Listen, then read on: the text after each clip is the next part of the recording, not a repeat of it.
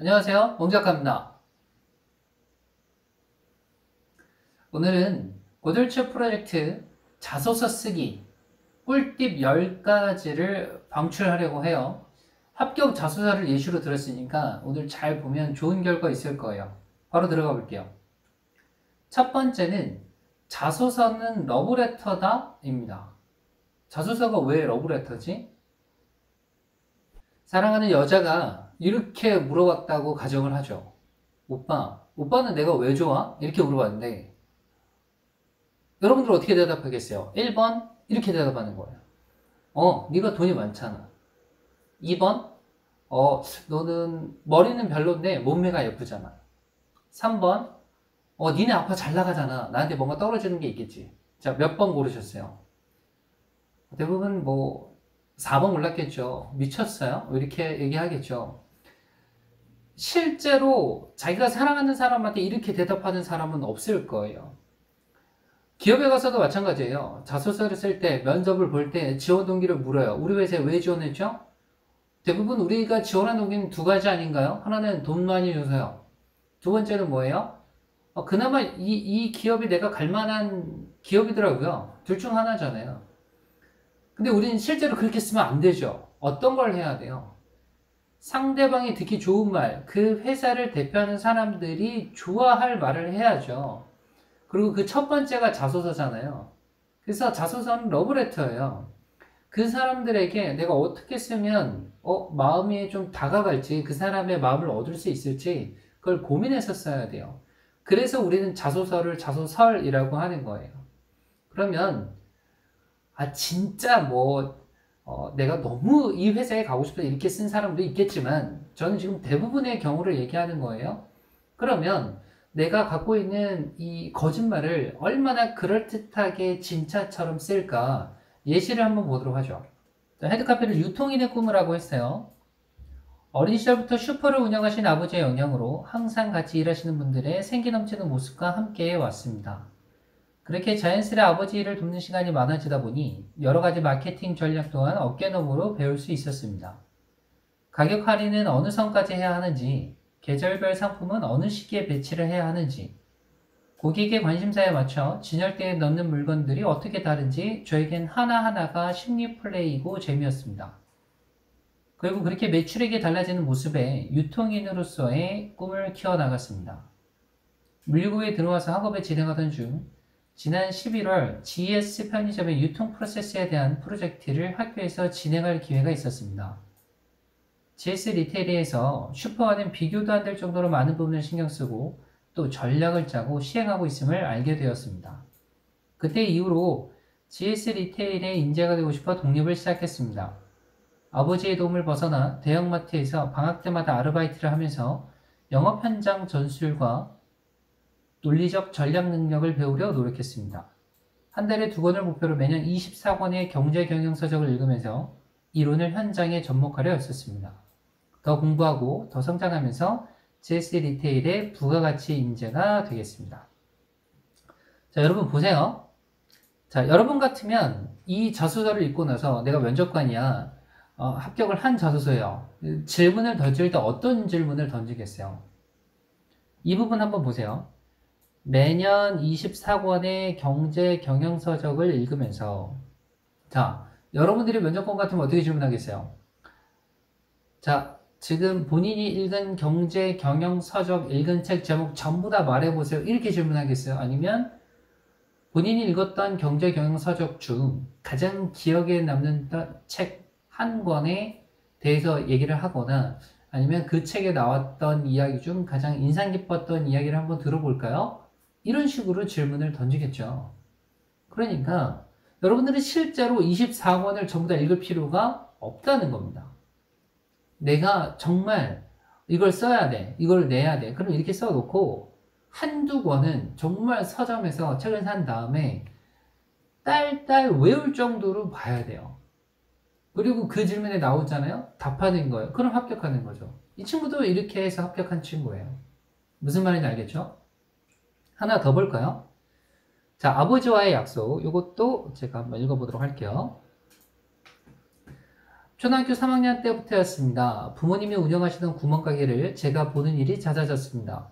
그때부터 지금의 제법 큰 마트를 운영하기까지 부모님께서는 아침 6시, 가게를 여는 것과 밤 11시, 가게 문 닫기를 단 하루도 빠지지 않았습니다. 그러면서 아버지께서 늘 하셨던 말씀이 있었습니다. 다른 사람과의 약속을 지키지 못하는 사람은 자신의 미래를 약속할 수 없단다. 아버지의 소신과 성실성을 배운 저는 곁에서 보고 배운 경험을 토대로 물리학과에 진학했고 매출을 올릴 방법과 마케팅 전략을 배우기 위해 힘썼습니다. 그러던 중 GS 리테일에서 견학할 기회가 있어 훨씬 더 넓은 소비시장과 마케팅 시장이 있음을 알게 되었습니다. 이후 부모님의 마트를 벗어나 대형마트에서 다양한 구역에서 일하면서 현장 경험을 쌓고 경제 경영서적을 읽으면서 경험과 이론을 체계화하는 데 힘썼습니다. 아직 경험으로 경력을 따라잡을 수는 없겠지만 신입의 패기로 GS 리테일의 유통 인재가 될 수 있도록 최선을 다하겠습니다. 어때요? 지금 보면 소재는 아까랑 똑같아요. 제가 여기서 말씀드리고 싶은 거는 자, 첫 번째가 합격 자소서고 이 합격 자소서 이야기를 토대로 새롭게 각색을 해봤어요. 근데 딱 보면 GS 리테일을 빼고는 아까랑 똑같은 글인가 생각을 하지 못할 정도예요. 이 말은 그건 뭐냐? 여러분, 내가 어느 기업에 들어가고자 한다. 그리고 비슷한 직무에 하고자 한다. 합격 자소서들을 찾아보세요. 이 구직 사이트에 들어가면 기존 샘플 자소서들이 많이 있거든요. 보세요. 합격한 자소서들은 다 이유가 있어요. 그리고 그 글의 짜임새를 한번 보세요. 아까 합격 자소서를 보고 제가 지금 새롭게 각색을 해본 거예요. 전혀 비슷한 걸 같지 않잖아요. 근데 그렇게 퀄리티가 떨어져 보이질 않죠. 여기에 제 이야기, 그리고 이 지도를 받았던 학생의 이야기를 넣어봤거든요. 그럼 또 새로운 글이 탄생하는 거예요. 최고의 창조는 모방이라고 하잖아요. 그건가요? 창조의 어머니는 모방이나? 어쨌든 그래요. 여러분, 보고 좋은 점 따라하고 내가 이걸 이렇게 쓸 수 있겠다? 한번 써보세요. 그러면 괜찮은 자소서가 나올 거예요. 두 번째는 자소서는 설명문이 아니라 논설문이다입니다. 설명문은 이미 이력서에 썼어요. 여러분 이력서 쓰면서 귀찮지 않았어요? 자격증 내가 언제 땄지? 시상 경력 언제 했지? 학교 내가 언제 졸업했지? 이런 거 쓰는 게 다 귀찮잖아요. 읽는 사람도 귀찮아요. 왜? 우리는 하나 쓰면 되지만 그 면접관들은 몇 개를 봐야 돼요. 이미 썼는데 왜 자소서에도 설명문을 써놓냐 이거죠. 논설문을 써야 돼요. 나를 뽑아야 됩니다. 그걸 주장하고요. 거기에 맞는 근거를 댈 수 있어야 돼요.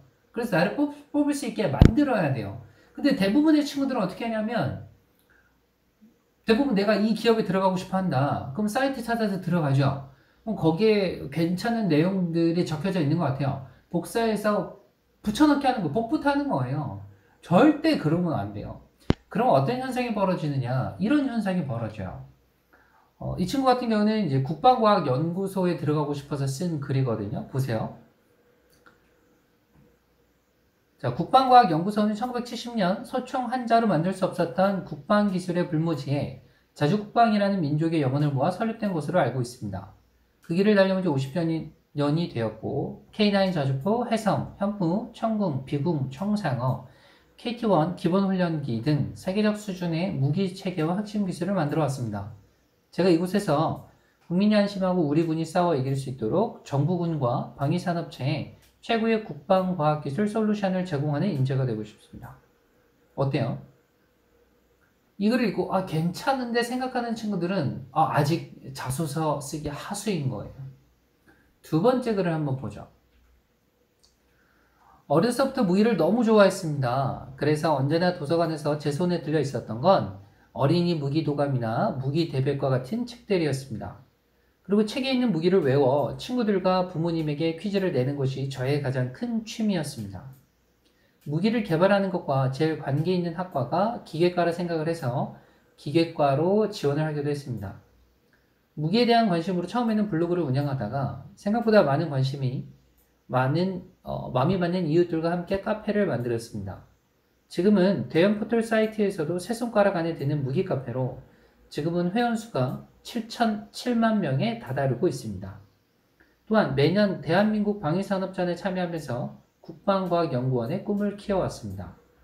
2008년에 개봉했던 영화 원티드에서 휘는 총알을 본 적이 있습니다. 감탄하면서도 한편으로는 의구심이 드는 부분이었는데 얼마 전 CSI에서도 스마트 총알을 개발 중에 있는 것을 보면서 또 하나의 꿈을 갖게 되었습니다.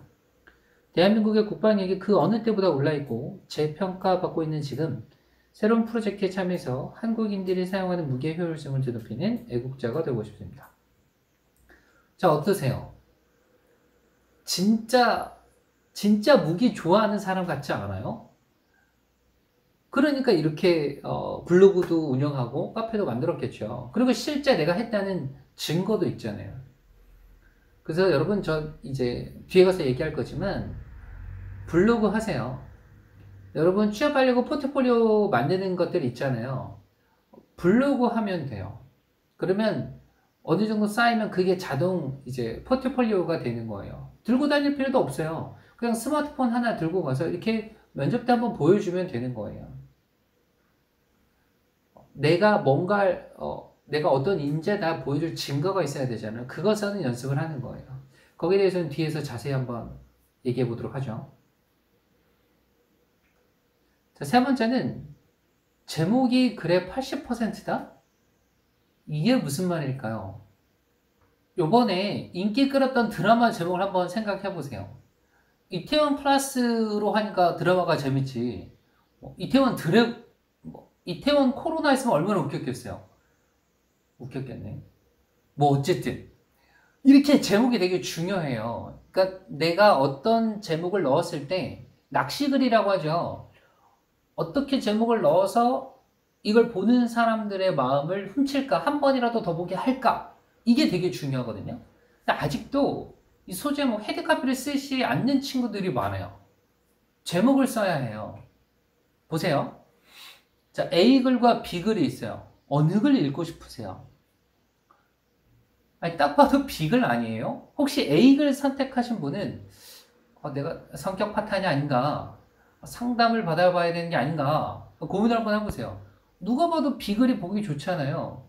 제가 일부러 줄 간격도 넓혀놨어요. 보기 좋게. 누가 봐도 B글이죠.